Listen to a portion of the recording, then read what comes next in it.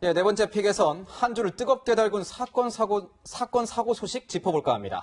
네, 지금부터는 이웅혁 교수도 모시고 이야기 이어가겠습니다. 어서 오세요. 네, 안녕하십니까. 교수님, 네. 저 이 이 보도 듣고 정말 놀랐는데요.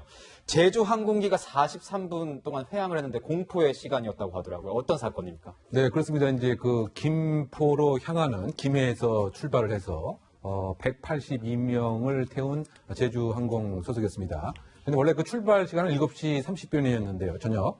그런데 그 1시간 20분가량이 그 지연이 돼서 8시 50분경에 김포로 이륙을 하게 되었습니다. 네. 네. 그러고 나서 1시간 10분 동안 결국은 상당히 어려움을 겪고 나서 어려움이라고 하는 것은 공포의 도가니에 그쳤던 네. 거죠. 그래서 결국은 다시 김해공항으로 9시 40분경에 회항을 하는 이런 상황에 이르게 되었습니다. 네, 당시 굉장히 긴박한 상황이었던 것 같은 게 보니까 안내 방송에서 비상 탈출 안내도 하고 또 기도하라 뭐 이런 방송도 했었다면서요. 네, 그렇습니다. 그 이륙한 지 이제 그 10분이 그 지나고 나서 상당히 그 비행기 자체가 아래로 그 흔들리기 그 시작을 했고요. 네. 10분 지나고 나서는, 즉 20분 지나고 나서는 이제 불 자체가 꺼진 이런 그 상태에 이르게 되었습니다. 그래서 아무래도 그 비상 착륙과 관련된 기내 방송이 시작이 그 되었습니다. 예를 들면 구두를 벗어라, 또 짐 같은 것은 다 포기를 하라. 네, 앞으로 오시라, 막. 네, 앞으로 오고 밀착해라. 밀착해라. 네. 그 비상 탈출을 준비한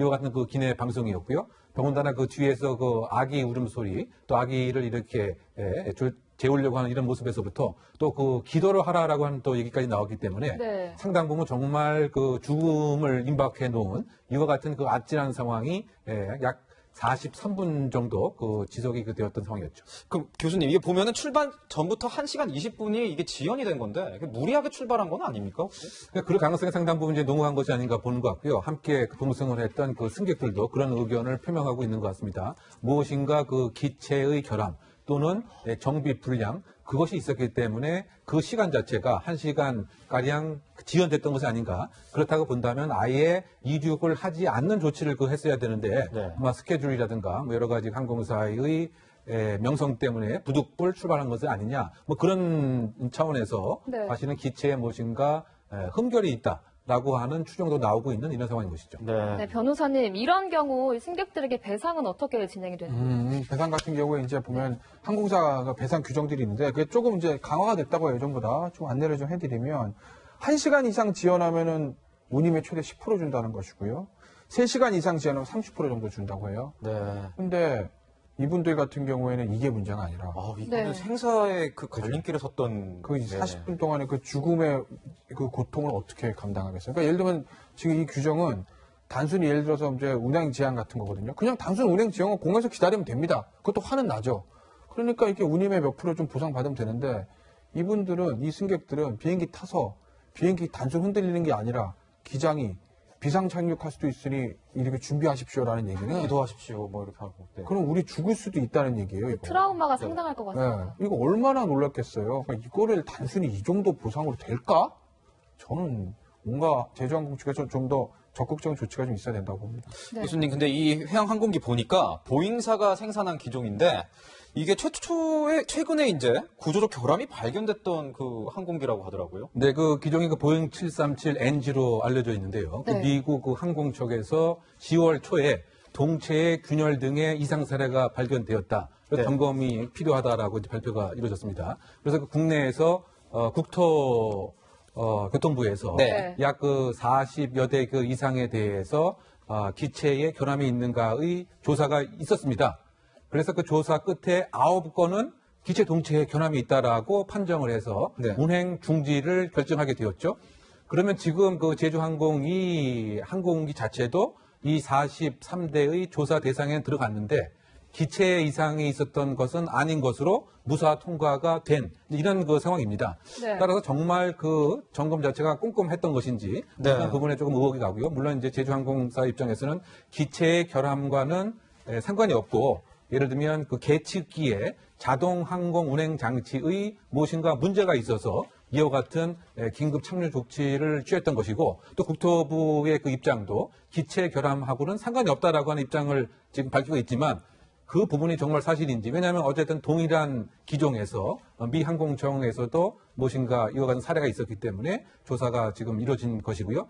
따라서 그렇다고 봤을 때 국내에 약 150대의 보잉 737NG가 있습니다. 그럼 나머지 100여 대는 정말 아무런 흠결이 없는 것인지 상당히 좀 불안도 증폭되는 상황이 아닌가 생각됩니다. 네, 이번에는 좀 이제 병원에서 벌어진 사고 소식도 좀 다뤄볼까 합니다. 서울에 있는 종합병원에서 일어난 일인데요. 보니까 교수님, 네. 환자가 흉기를 휘둘러서 이 의사가 많이 다쳤다고요. 네, 그렇습니다. 이제 그 특정일 그 날짜를 미리 그 계획을 하고 준비한 흉기를 그 갖고서 진료하고 있는 의사에게 직접 공격을 하게 되었습니다. 그래서 이것을 이제 방어하는 그 과정에서 네. 왼손 엄지 손가락이 그 절단이 되었고 또 같은 공간에 있었던 그 석고 기사도 역시 이 과정을 말리는 과정에서 심하게 다쳤습니다. 네. 따라서 의사에게 있어서는 살인 미수의 혐의, 또 석고 기사에게 있어서는 특수 상해 혐의로 구속영장이 청구가 되었고 어제 구속영장이 발부가 된 사건입니다. 네. 근데 이 병원에서 수술까지 받았던 환자가 왜 흉기까지 들고 다시 병원을 찾아간 겁니까? 2014년도에 이 의사에게 그 손가락 수술을 이제 밟았는데 그 결과에 대해서 상당한 불복의 의사 표시가 있어서 소송이 수차례 그 이루어졌습니다. 손해배상 청구를 했는데요.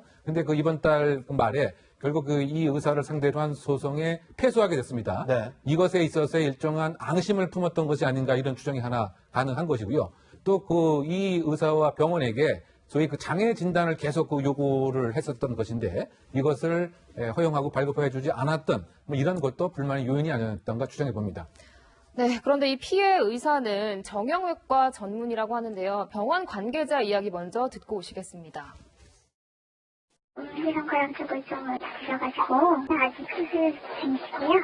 간호사분은 오늘 처음으로 충격을 받으셔가지고 지금 안정하고 계시거든요. 이제 엄지가 거의 절단에 가깝게 돼 있고요. 인대, 뼈, 그리고 신경 이런 게 다 쓰러진 상태고요. 네, 교수님 보니까 이 손가락 봉합이 주전공이라고 하는데 이러면 정상적인 진료 가능할까요? 그러니까 결국 이제 그 미세신경 접합을 하는 것이 그 전문 영역인 것 같습니다. 근데 지금 그 리포트에 잠깐 나왔듯이 인대도 손상이 당했을 뿐만 아니고 네. 신경도 끊어진 상태가 아닌가라고 하기 때문에 과연 그 원래의 그야말로 전문성을 손상당하지 않고 전문적인 시술을 계속 할 수 있을지는 얼만큼 재활을 하느냐에 네. 따라서 좀 달라지지 않을까 생각이 듭니다. 네. 어쨌든 그 자신을 치료해준 의사에 대한 공격 행위가 최근에 그 빈발하고 있다고 하는 이런 점, 네. 더군다나 그 의사라고 하는 전문 그 영역 자체가 예기치 못한 불의의 공격을 받아서 그야말로 그 시술할 수 있는 영역도 훼손된다고 하는 점은 상당히 그 의료 인프라의 불안을 증폭시킨 요인이 아닌가 생각됩니다. 네. 네, 임세원 사건이 벌어진 지 1년도 채 안 돼서 또 이런 불행한 소식이 들려서 좀 안타까운 것 같습니다. 네, 사건 사고 소식 정말 아찔했습니다. 무거운 소식만 전해드려서 참 이유 좀 마음도 무거운데 네, 두 그래서 분과는 일단 여기서 좀 인사를 드릴까요? 그럴까요? 네, 네. 두 분과는 여기서 인사드리겠습니다. 네, 알겠습니다. 고맙습니다.